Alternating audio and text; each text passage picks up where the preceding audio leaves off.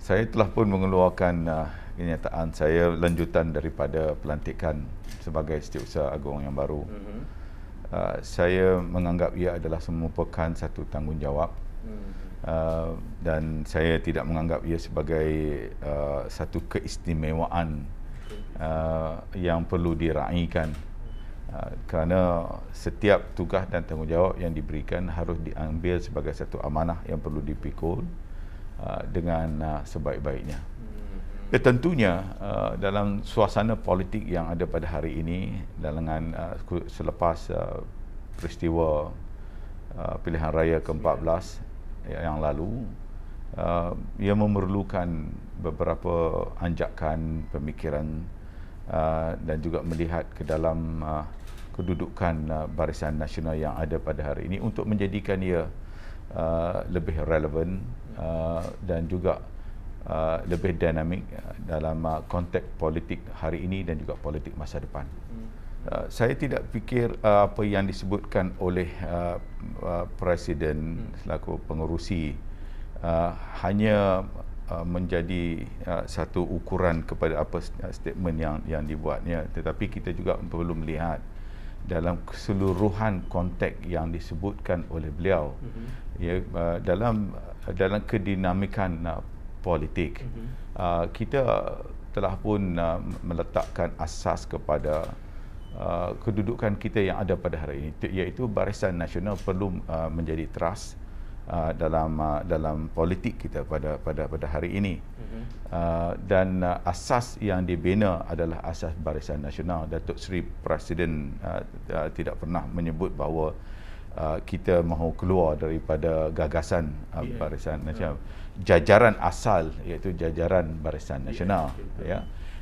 Tapi dalam perjalanan kita untuk membentuk kerajaan, contohnya yang disebutkan oleh Presiden juga dalam konteks istilah jajaran itu, ya. Kalau dulu kita ada jajaran dulu, iaitu jajaran yang berteraskan kepada Barisan Nasional yang asasnya mempunyai pelbagai parti. Ada 14, kemudian ada 13 parti. Tapi pada hari ini kita mempunyai beberapa parti sahaja. Namun kita ada satu jajaran yang baru yang disebutkan oleh yang berhormat Presiden, iaitu jajaran Muafakat Nasional. Betul. Ya. Jadi ini yang seringkali menimbulkan kekeliruan interpretasi, ya, dalam pasaran politik, kerana masing-masing hendak menggunakan istilah jajaran yang disebutkan oleh Datuk Seri Zahid itu bagi memenuhi interpretasi kepentingan politik mereka.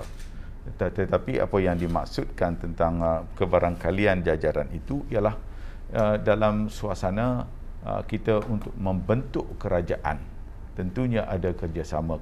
Contoh yang disebutkan asas yang dibina sebelum ini, iaitu melalui Muafakat Nasional, ya, yang disuruhkan. Ada pula yang kata kemungkinan kita akan buat kerjasama dengan parti yang lain, parti PKR lah, PH dan sebagainya.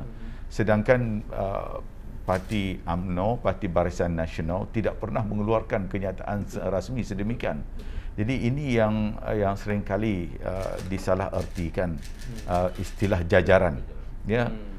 Saya yang masalahnya ialah mungkin istilah jajaran itu sendiri adalah satu istilah baru yang diperkenalkan oleh Presiden dan di Perak itu, menyebabkan timbulnya pelbagai spekulasi ke arah mana politik dan juga persepsi.